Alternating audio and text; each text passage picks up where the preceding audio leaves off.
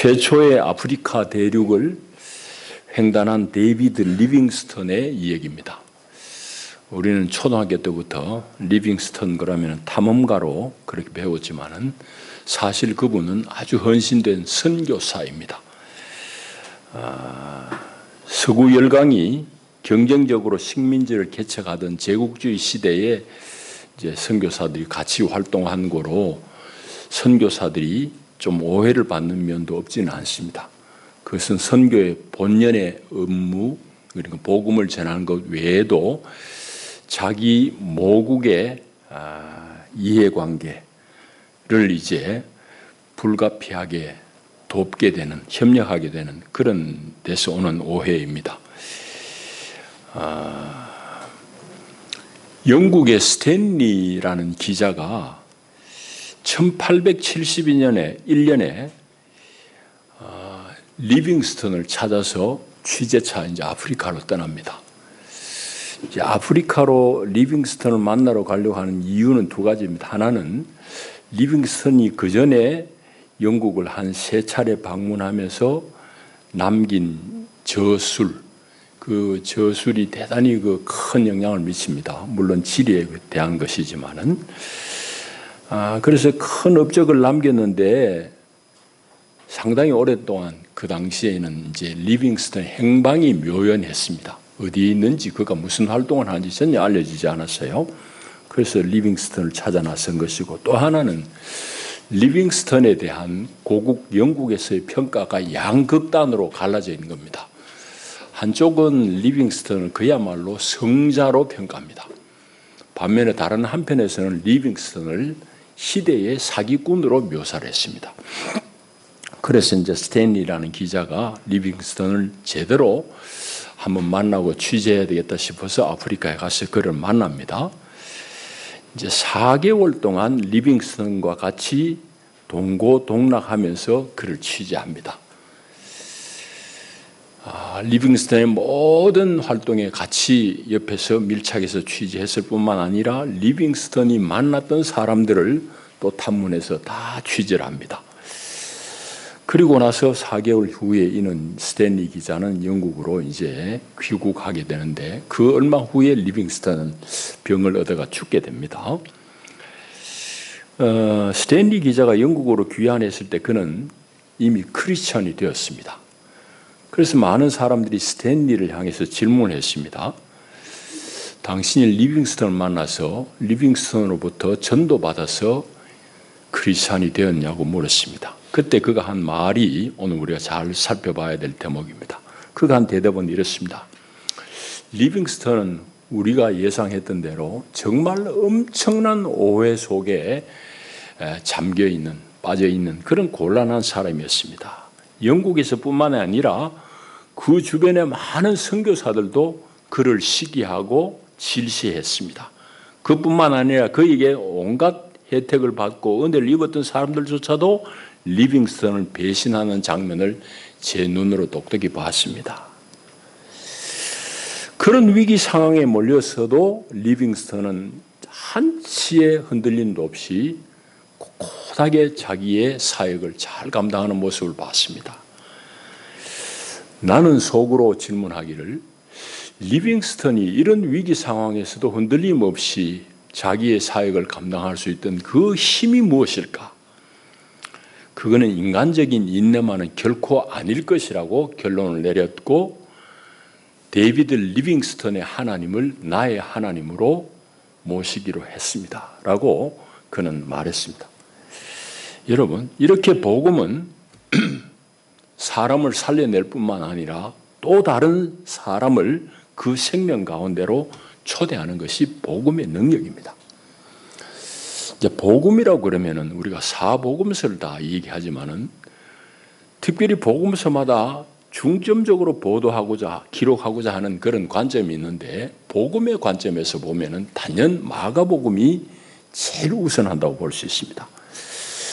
마가복음은 제일 첫 마디를 어떻게 시작하는가 하면은 하나님의 아들 예수 그리스도 복음의 시작이라, 그렇게 시작합니다. 그 얘기 무슨 말인가 하면은 적어도 마가는 예수라는 사람이 복음이라는 얘기고, 예수의 삶이 복음이라는 얘기입니다. 그렇게 이제 선언하면서 마가복음을 쓰고 있는데 마가복음 제1장 제일 첫머리에 예수님의 사역을 이제 기록하는데 그 기록한 예수님의 첫 사역을 오늘 우리 본문으로 읽은 겁니다. 예수님의 첫 사역에 무엇을 배치했느냐? 마가는 바로 예수님께서 회당에서 설교하시는 장면, 거기서 일어난 해프닝, 귀신 들린 자에게 귀신을 쫓아내는 그 사건을 이제 기록하고 있습니다. 배치하고 있습니다. 그러니까 이 사건은 마가가 이야기하고자 하는 복음의 의미를 무언가 담고 있는 중요한 사건이란 말이지. 그걸 이제 제일 먼저 배치한 이유가 거기에 있습니다. 그래서 오늘 읽은 본문은 그냥 뭐 예수님이 귀신 들린 사람 귀신 쫓아냈네 이 정도로 읽어서는 안 되는 얘기, 대단히 더 깊은 의미가 있습니다. 그걸 오늘 이제 우리 한번 얘기를 나누려고 그러는데, 오늘 전체적인 얘기는 뭐 쉽습니다. 아주 간단한 얘기입니다. 마가복음은 방금도 말씀드렸듯이 이제 복음서 넷 중에서 가장 먼저 쓰여진 복음서입니다. 주 70년경에 마가 요한이라고 하는 사람에 의해서 쓰여졌을 것으로 학자들은 대부분 이제 결론을 내리고 있습니다. 마가 요한은 누군지 여러분 아세요? 1차 선교여행, 바울의 선교여행에 딱 쫓아갔다가 중간에 말하자면 퇴짜 맞고 쫓겨난 사람입니다. 젊은이니까 좀 뭐가 안 맞았겠죠. 그래서 2차 선교여행 때 그를 데려가느냐 마느냐의 문제를 가지고 바울하고 바나하고 대판 싸운 얘기가 사도행전에 나옵니다. 그 장본인이 바로 마가 요한이에요. 이분이 이제 나중에 다 자기 스승으로부터 들은 얘기, 예수님의 모든 행적들을 기록한 것이 마가복음. 여기 복음서 중에 제일 먼저 쓰여진 복음. 그러니까 이제 오늘 우리가 그 마가복음 중에 1장을 읽었는데 오늘 본문은 주님 예수님의 최초의 사역에 대한 기록입니다. 이제 그것이 가지고 있는 의미는 다 복음서 기자가 뭔가 중점적으로 예수님의 사역을 보도하고자 하는 방향과 맞닿아 있는 사건을 제일 먼저 배치합니다. 그 길게 이야기할 수 없는데 마태복음은 5장의 산상수훈으로부터 시작을 해요. 누가는 어떻습니까? 누가복음에 보게 되면 예수님의 첫 사역이 나사렛 회당에서 신년을 선포하는 것, 그것으로부터 시작하잖아요. 요한복음은 또 뭐죠? 가나의 혼인잔치에서 물을 포도주로 만드는 그 이적 사건이 예수님의 첫 사역으로 기록되어 있습니다.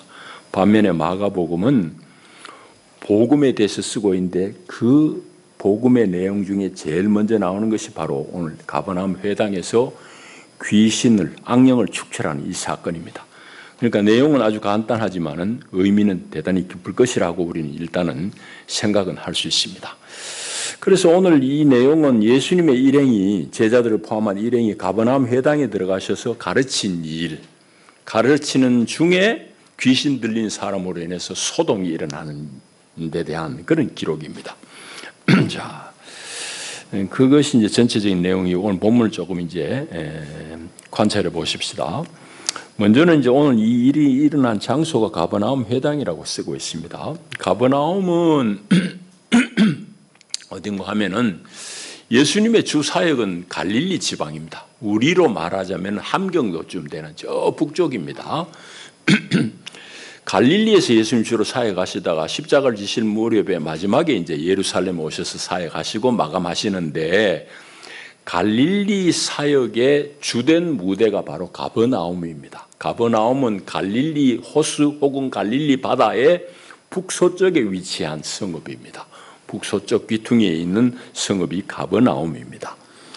자, 그런데 오늘 여기 보면 안식일의 회당 예배가 이제 기록되어 있습니다. 21절에 보면은 안식일의 회당에 들어가셔서 가르쳤다. 예수님이 가르쳤다는 건 조금 의아하죠. 예수님이 무슨 자격으로 가르쳤을까 하는데 그 당시 이제 안식일 예배를 우리가 알게 되면은 이상한 건 아니에요. 안식일 회당 예배는 주로 기도하고 또 축복하고 그 다음에 성경을 낭독하고 성경을 낭독한 사람이 설교를 하고 이제 이렇게 이제 안식일 회당 예배가 이제 진행이 되는데 유대인 남성이라고 그러면 누구나 회당에서 성경을 읽고 설교할 그런 자격은 있습니다. 그런데 그 당시에 사람들은 문맹이 많잖아요. 글을 배운 사람이 적습니다. 그러니까 아무래도 여기 본문에 등장하듯이 실질적으로 성경을 읽고 설교하는 사람은 서기관들입니다. 실질적으로는 그래요. 근데 예수님은 이제 거기 가셔서 성경을 읽고 설교하셨다라고 오늘 이제 여기 기록하고 있습니다. 자, 그런데 예수님의 설교를 들은 회중들이 대단한 평가를 내립니다.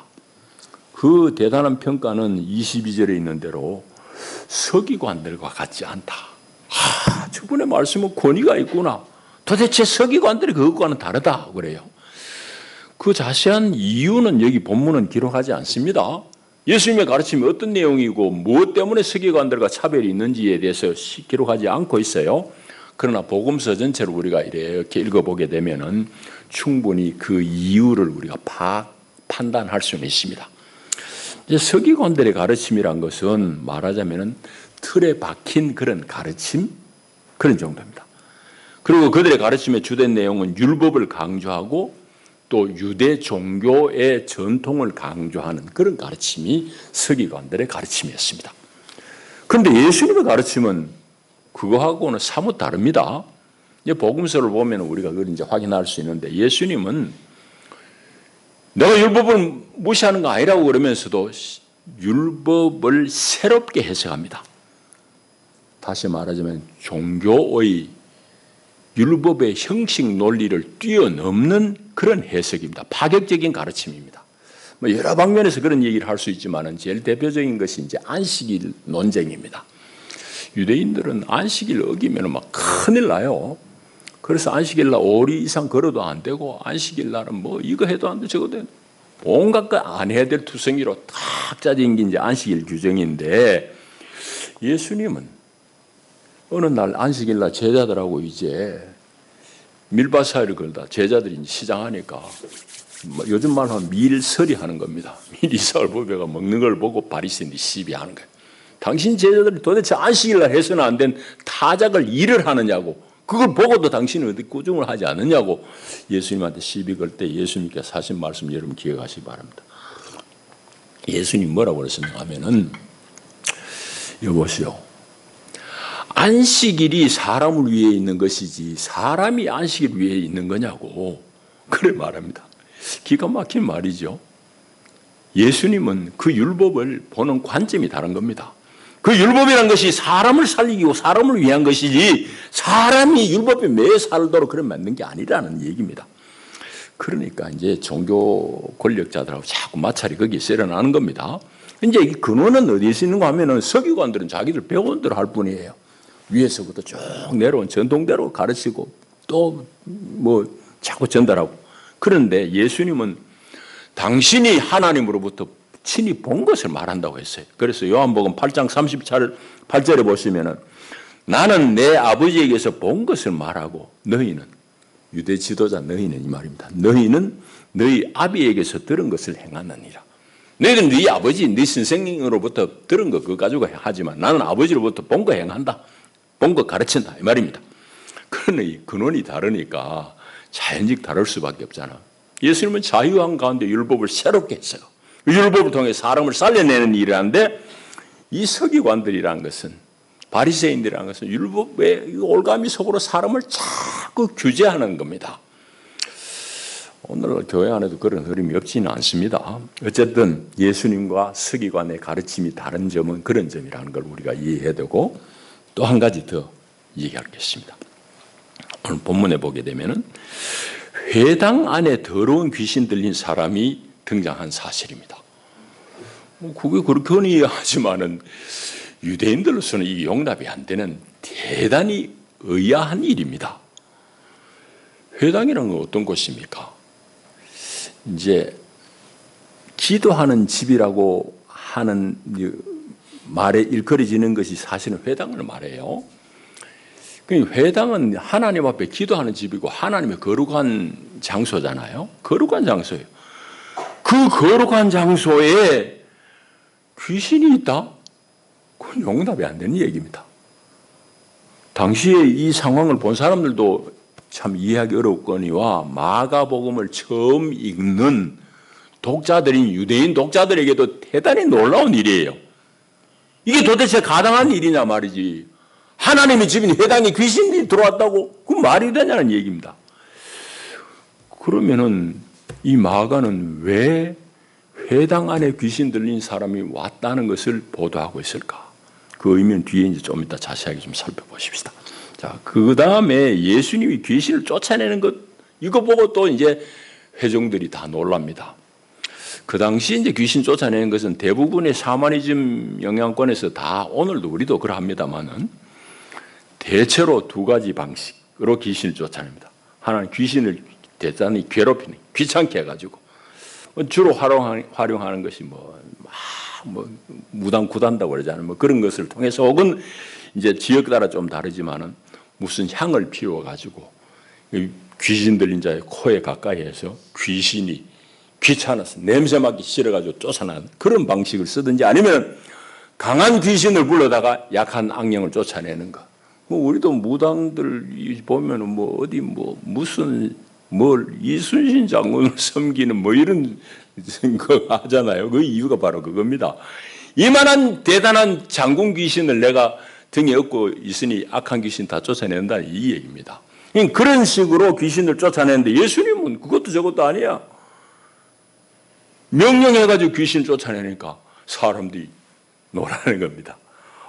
이 도대체 어떤 삶? 그렇게 이제 놀라는 겁니다. 자, 이제 그래 읽으면 오늘 이제 본문을 다 읽었어요. 이제 우리 얘기할 차례입니다. 여러분, 서두에도 얘기했듯이 귀신을 쫓아내신 예수님의 사건, 이 얘기가 마가복음의 첫 기록, 처음 예수님의 사역으로 배치하게 된 의미가 분명히 있을 거 아니에요. 그 의미가 뭐냐는 얘기입니다. 그걸 우리가 간파하지 못하고는 이 본문은 그냥 하나 해프닝이 끝이에요. 예수님 귀신 쫓아냈다. 그 정도 얘기를 하려고 마가복음을 기록한 게 아닙니다. 이 의미를 좀 깊이 살펴야 되는데, 그거는 예수님께서 이 땅에 오신 사건과 관련되어 있습니다. 예수님이 사람의 몸을 입으시고 이 땅에 오신 결정적인 이유는 뭡니까? 예수님께서 이 땅에 오신 의도, 목적이 어디예요? 나를 구원하기 위해서? 그건 틀린 답은 아니에요. 그러니까 예수님의 입으로 직접 하신 말씀과 관련돼서 말하자면 그건 정확한 답은 아닙니다. 예수님께서 이 땅에 오신 것은 이 땅에 하나님의 나라를 세우려고 오신 겁니다. 이 땅에 하나님의 나라를 세우려고. 그 말은 무슨 말인가 하면 지금 이 땅은 하나님의 나라가 아니라는 얘기입니다. 그걸 전제하는 얘기죠. 하나님의 나라라는 것이 우리 자꾸 공간으로 얘기하지만 제가 여러분 얘기했습니다. 공간이 아니에요. 하나님의 뜻이, 하나님의 법이, 하나님의 의가 통용되는 곳이 하나님의 나라입니다. 그런데 이 땅은 전혀 하나님의 뜻이 막힌 곳이에요. 그래서 이 땅 가운데 하나님의 거룩한 뜻, 그것의 핵심은 정의와 평화입니다. 하나님의 정의와 하나님의 샬롬, 평화가 막힘없이 다 편만하게 흐르는 그런 상태로 만들기 위해서 예수님이 이 땅에 오신 거예요. 그러니까 예수님의 그 의도는 이미 땅을 점령하고 있는 반대 세력과의 갈등 혹은 대결은 피할 수 없는 전제예요. 이걸 여러분들이 아셔야 됩니다. 여러분, 세상은 악한 세력이, 악한 영이 배후에서 다 작용하고 있습니다. 그건 이제 서신서의 바울의 표현대로 하면은 마귀를 어떻게 표현한가 하면 공중 권세 잡은 자라고 그렇게 말하잖아요. 공중 권세 잡은 자는 무슨 말이에요? 공간의 권세를 다 잡고 있다는 건 그거는 막힘이 없이 어디 가가지고 지 마음대로 한다는 얘기. 세상을 자기 마음대로 노략질 해먹는 그런 세상이라 이 말이지. 그 막는 얘기 하나님의 의를 막는 것이고 하나님의 평화를 깨는 것이고, 그런 세력들이 온 세상에 막힘없이 여기저기 그냥 출몰해가지고 하나님의 뜻을 막아버리는데, 예수님께서 오신 것은 그런 세상 가운데 하나님의 거룩한 뜻이 편만하게 전파되는, 통용이 되는 그 나라를 세우기 위해 오셨다 이 말이지. 여러분, 이렇게 예수님께서 이 땅 가운데 나라를 얻으러 오셨다는 사실을 꼭 명심해야 됩니다. 잊어버리면 여러분 우리 신앙은 전부 허황한 얘기만, 죽어 천당 가는 얘기밖에 할 수 없어요. 여러분, 예수님께서 세례 받으시고 나서 처음 이제 40일 금식하고 시험 받잖아요. 시험 받을 때 마지막 시험이 뭔가 하면은 마귀가 예수님을 데리고 높은 산에 올라갑니다. 높은 산에 올라가서 온 천하 세상과 그 세상의 영광을 보여주면서 예수님한테 제안하는 게 뭐죠? 당신이 나한테 경배하면, 쉽게 말해 나한테 절하면은 이 세상을 네한테 주겠다 말. 그 얘기는 무슨 말이에요? 예수님의 관심이 세상을 얻는 거예요. 관심 없는데 그거 가지고 시험이 되겠습니까? 예수님은 세상을 얻는 거에 있어요. 그래서 이 세상을 내가 지금 가지고 있지만은 네가 나한테 절만 하면 주겠다 이 말이에요. 예수님은 세상을 얻는 것은 예수님의 의도지만은 예수님이 세상을 얻는 방법은 마귀한테 굴복하고 얻는 게 아니에요. 성경 전체를 이야기하면 예수님은 십자가를 지시고 그 일을 통해서 세상을 얻는 겁니다. 자, 이제 그거예요. 그러니까 이 땅 위에서 하나님 나라를 이룩하기 위해서는 반드시 그것을 반대하는 세력과의 대결이 불가피해요. 그것이 너무너무 불가피하 당연한 일이기 때문에 복음의 사역, 복음으로 이 땅에 오신 예수님의 첫 사역이 바로 악한 악령과의 대결 장면인 겁니다. 이해되시죠? 자, 그러면은 왜 마가가 예수님의 여러 일들 가운데, 사건들 가운데 이 사건을 제일 먼저 뒀느냐? 이제 우리 이해됐습니다. 두 번째,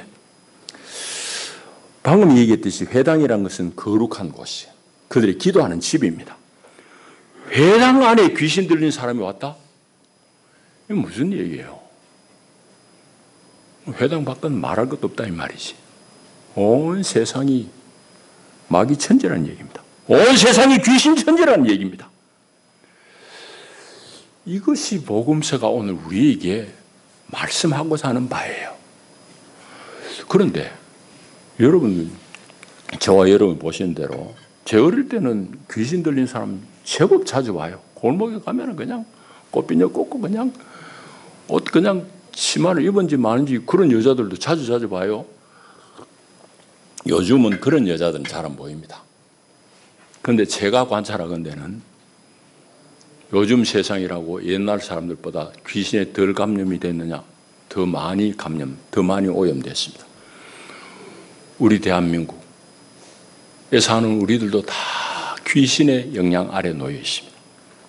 그건 여러 관점에서 우리가 세상을 그렇게 분석해낼 텐데, 여러분, 우리 개인의 삶이나 우리 공동체인 우리 사회를 들여다보면은 이거 도대체 귀신이 지배 아니한다고 도대체 말해낼 수 없습니다. 여러분, 개인들이 건강한 것 같지만 다 건강하지 못합니다. 그 모습은 다 멀쩡합니다. 허우대가 멀쩡해요. 키도 크고 몸무게도 많이 나가요. 속은 다 병들어 버렸어요. 속은 너무너무 부실해요. 심지어 하나님의 사람들이 하고 하는 성도들조차도 마찬가지입니다. 당연한 거 아니에요. 성도들은 달라야 되는데 성도들도 마찬가지라고. 허약하기는 마찬가지예요. 여러분, 지금 뭐 조금 공부한다는 애들은 다 의과대학 가려고 애를 쓰죠. 참 이것도 우리 사회에 대단히 모순된 상황이에요. 똑똑한 놈 의과대학 다 가고 어떻게 하겠냐고. 어쨌든 그 얘기는 할 수는 없지만은 이상한 거는 의과대학에서 지금 의대생들한테 최고 인기 있는 과목 중에 하나가 정신건강과입니다. 여러분 이거 아세요? 내 친구들은 다 잘하는 놈이 뭐 정형외과 갖고 뭐 외과, 내과 이런 거예요. 지금은 아니에요. 그런 건 다 기피과야. 다 기피한다니까? 옛날에는 별 볼 일 없다 했는 그런 과들이 지금 뜬다고. 그 중에 정신건강학, 정신건강과. 왜? 장사 잘 되니까. 왜? 정신적으로 문제인 사람이 많다는 얘기예요. 고창에도 그런 병원이 있는 것 같던데요. 그러니 여러분 이게 얼마나 우리 심각한 얘기냐고. 사람들이 다 병들어 살아요. 멀쩡한 것 같지만 속으로는 다 문제 있어요. 복음은 이게 해결 못하는 거지. 못하는 게 당연하냐? 아니지. 복음을 몰랐으니까 그런 짓을, 그런데 속아 넘어가는 거예요. 사실은. 이 건강하지 못한 개인, 성도들 포함. 두 번째, 우리 사회. 결코 건강한 사회 아닙니다. 우리 사회, 공동체. 겉으로는 풍요롭지요. 화려하죠. 잘 살지요. 국민 소득 몇 인이 이렇게 이야기하지만 속으로는 다 문드러져 있습니다. 모순 덩어리입니다. 아이고, 우리 목사님. 성경이 그런 얘기를 하고 있기 때문에 해요. 여러분, 우리 사회가 어느 정도 모순이냐? 여러 방면의 얘기할 수 있지만 한 가지. 여러분이 다 보는 대로입니다. 의인이 올곧게 하고자 하는 사람이 핍박받는 사회가 오늘 대한민국 현실입니다. 그럼 교회 정치 안에도 마찬가지고 세상 정치 안에도 마찬가지. 똑같아요. 올곧게 살고자 하는 놈이 손해보는 세상이에요. 그런 세상은 소망이 없습니다. 여러분, 이건 이제는 팩트가 되어버렸잖아. 지난 주간에 보니까 이성윤 검사장이 2심에서 무죄 판결 받았더라고. 1심, 2심 도대체 몇 년 걸렸냐고. 그 사람이 그동안 받은 불이익이 얼마나 되냐고. 다 지나놓고 이제 무죄 대법원 판결 나면 대법원 법리만 따지니까 결론 이미 난 거예요. 그 사람은 가르는 사람 누구예요? 지구 권력자들이에요. 자기네 권력의 횡포를 막아 쓰는 사람을 결국 그래 법으로 억지 기소해가지고 그 고생시킨다고. 그게 우리 현실이라고. 그건 전부 한통속이야. 김학이라는 그 법무차관 이놈이 성범죄를 저지르고 온갖 못된 짓 다 했는데 동영상이 다 있어. 검찰에 아무런 증거를 내도 이거 영상이 흐리고 이게 가르마가 거꾸로는 사람이 아니다고 그래 해요. 그래가지고 수년 흘러가지고 대법원까지 갔는데 대법원에서는 맞기는 맞는데 이미 수요 지났다 이 판이에요. 지금 대한민국 그런 판입니다. 검사들이 지금 다 봐줍니다. 적은 15만 원 반복원까지 다 끌어가지고 사람을 잡아요. 이게 지금 우리 현실이에요. 교회가 왜 그런 얘기합니까? 성경이 그런 얘기하고 있습니다. 여러분, 이 심각한 얘기. 그 핵심은 배경에는 뭐가 있냐? 핵심에는 돈하고 권력을 세상이 숭배하기 때문입니다. 그래서 돈이고 권력인데 사람들이 모이기 때문이에요. 얼굴 쫓는 사람한테는 적은 사람이 모일 뿐이에요. 예수님은 좁은 길로 가라고 그랬어요. 누가 하나님 앞에 가서 인정받느냐는 얘기입니다. 여러분, 그것을 극복하려는 노력이 없는 사회는 희망이 없는 사회입니다. 그것을 말하기 싫어하는 교회는 희망이 있는 교회입니다. 여러분, 이거 보세요. 이 귀신이 쫓겨나면서 가만히 내 잘못했어요. 나가요. 소리 땡감 지르고 발악을 하잖아. 대부분 일반 사람들은 왜 좋은 게 좋지 왜 그래 소란하냐. 여러분, 세상이 바뀌려는데 조용하게 바뀔 수 있어요? 택도 없는 얘기지. 그러니까 여러분 보세요. 이게 얼마만큼 우리가 이게 도대체 개념이 없느냐고.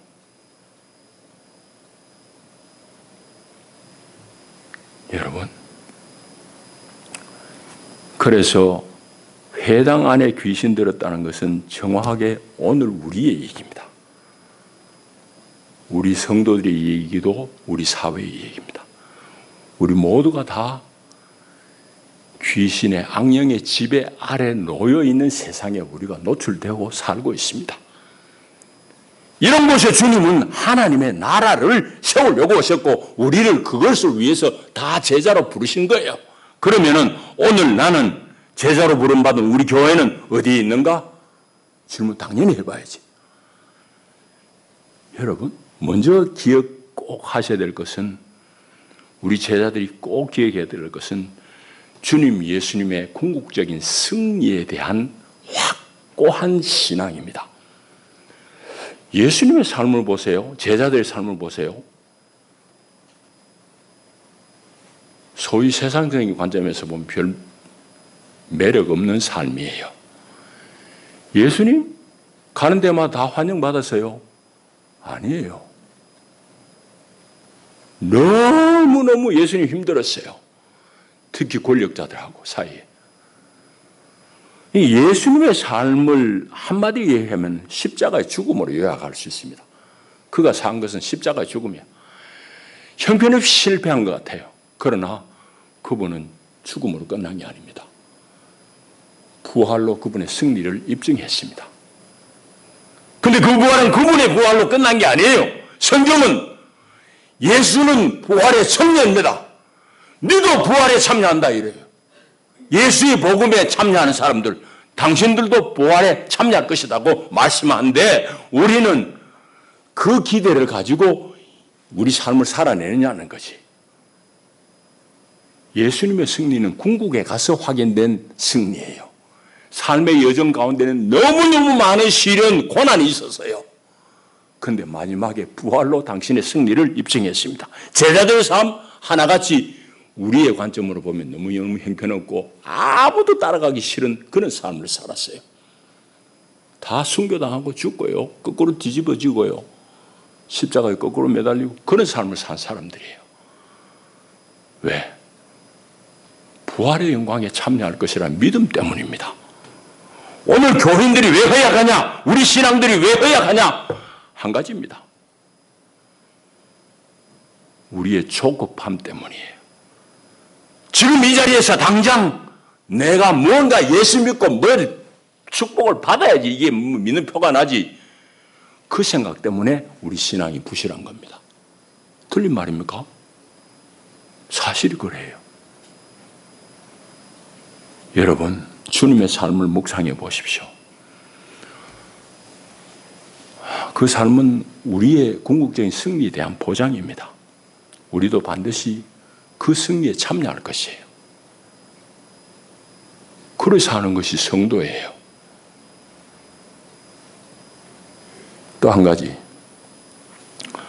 오늘 교회는 과연 주님의 제자답게 그 생명력으로 살아내느냐는 얘기입니다.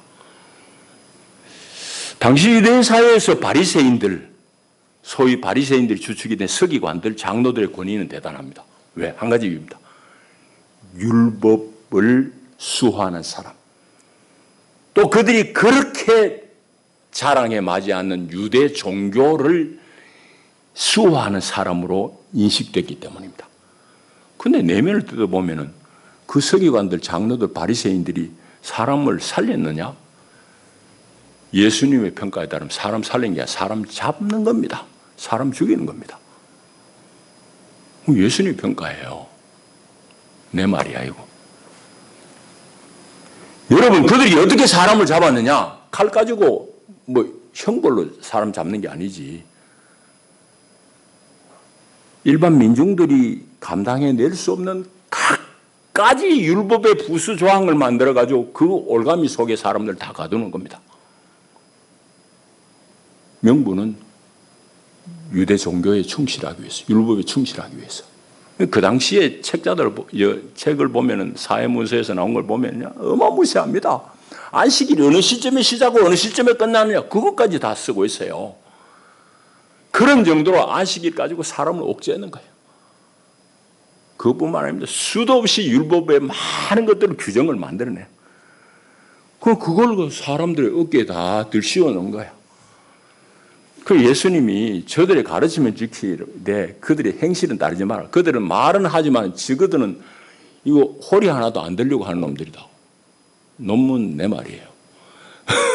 하여튼 예수님이 비난한 이유는 그겁니다. 여러분, 그러니 예수님께서 수고하고 무거운 짐진 자들아 다 내게로 와라. 내가 너희를 쉬게 하리라 한 말씀은 그런 현실을 반영한 말이에요. 이게 꿈꾸는 소리가 아니고 실질적으로 그들이 종교 안에서 로마의 압제뿐만 아니라 신앙 안에서도 그렇게 온갖 짐들을 다 짊어 씌워가지고 니네 이거 해야 되는데 저거 해야 되는데 이건 아무 안 돼. 이런 거 가지고 사람 올가매니 숨이나 쉬겠냐 이 말이지. 그래서 그들을 향해서 수고하고 무거운 짐이나 다 내게로 내가 너희를 쉬게 하라. 내 안에 자유가 있다. 진리를 알지니 진리가 너희를 자유케 하리라. 예수님은 그 자유를 선포한 분이에요. 누가복음에서 바로 그런 말씀을 시작한 분이 예수님이에요. 이 희년의 은혜가 너희에게 임했다고 그러잖아요. 그러니 오늘 우리는 예수의 제자라고 하는 우리는, 교회는 생명 없는 교리 하나 더 가르치고 더 아는 게 문제가 아니에요. 사실은 내가 그 예수 안에서의 그 풍성한 생명을 살아내고 그 생명을 가지고 세상을 살아내고 세상 가운데 감동을 주는, 변화시키는 그런 공동체가 되어야 돼요. 그게 교회입니다. 그게 교회예요. 자, 이제 말씀 마치겠습니다. 오늘 우리 교회가 참으로 복음의 생명으로 충만하냐? 그래서 참으로 세상 가운데 교회의 권위가 인정받고 있느냐는 질문하면은 목사님 제가 먹먹하지요. 책임이 크지요. 왜? 잘못 가르쳤으니까. 여러분, 오늘 우리 현실을 보세요. 세상의 지도자들 권위 땅바닥에 다 떨어져 있습니다. 이유는 뭐예요? 그들이 권력이 없었습니까? 아니에요. 그들에게 주는 권력을 지 자신을 위해서 쓰기 때문에 그게 권위가 없어지는 거예요. 원리는 똑같습니다. 교회 지도자의 권위가 땅바닥에 떨어집니다. 왜 그렇습니까? 그거는 말로는 교회 그 지도자들이 가르치면 형식적으로는 성경 위에 다 기초함에도 불구하고 실질적으로는 교회 조직을 위한 목적으로 의도된 설교, 말씀이기 때문입니다. 그게 오늘 우리 현실이에요. 이거 안 하려고 애는 쓰지만은 저도 큰 흐름에 자꾸 동화되지 않을까 염려해요. 여러분은 어때요? 진짜 정신 똑바로 차려야 됩니다. 너무 우리는 예수님의 가르침을 멀리 하면서도 자연스러운, 왜? 그 자연스럽게 많이 가니까. 근데 많이 따라간 대로 가지 말라고. 그게 죽는 길이라고 예수님 말씀하셨어요. 사망으로 인도하는 길은 크고 넓어서 좋아서 많은 사람들이 그리 간다. 좁은 문으로 들어가라. 그럼 길이 협착하고 어려워가지고 찾는 사람 적다. 그러나 그건 생명이라고 그랬어요. 교회 개인 마찬가지입니다. 큰 교회 많은 사람들이 간다고 우우 따라가면 다 죽는 길이에요, 사실은.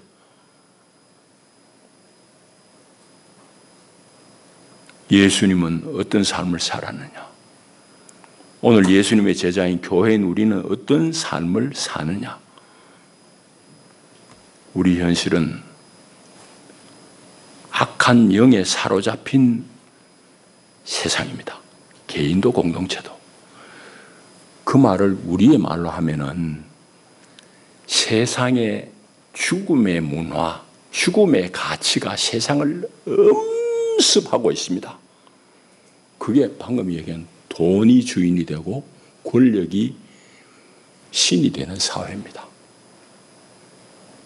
예수 믿는 사람도 돈 더 번다고 그러면은, 권력 더 얻는다고 그러면은 이게 복음의 진실에서 맞는지 안 맞는지도 모르고 그 머리 뒤밀고 가서 안수받습니다.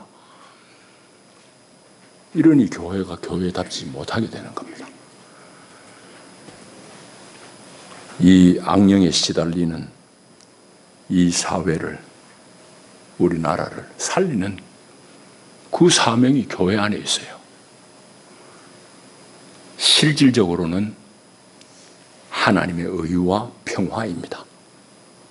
반대는 불의를 공정으로 가장하고 불의한 것을 대단히 포장하고 그 가운데 끊임없이 편을 가르고 갈등을 조장해가지고 지 권력을 유지하려고 하는 놈. 그 둘로 갈라져요. 교회가 어디에 서느냐고. 물어보나 마나지. 실질적으로 어디에 서느냐고. 그건 질문하면 또 답이 애매해집니다. 우리 아는 거하고 사는 거하고 너무너무 다른 거예요. 기도하십시다. 하나님 아버지, 오늘도 마가가 전한 복음을 우리가 읽었습니다. 이거는 오늘 우리의 얘기를 정확하게 말씀하고 있는 하나님의 말씀입니다. 아버지, 예수님은 무엇 때문에 이 땅에 오셨고 오늘 교회는 무엇 때문에 부름을 입었는지 잘 알고 주님 따르는 저희들 다 되게 하여 주옵소서. 우리가 많으나 적으나 주님 말씀을 잘 따르고 그 길을 붙잡게 하여 주옵소서. 그 끝은 생명이기 때문입니다. 아버지, 영원한 승리를 확신하며 이 땅 가운데 주의 뒤를, 생명의 길을 잘 살고 쫓아내게 하옵소서. 예수님 이름으로 기도하옵나이다. 아멘.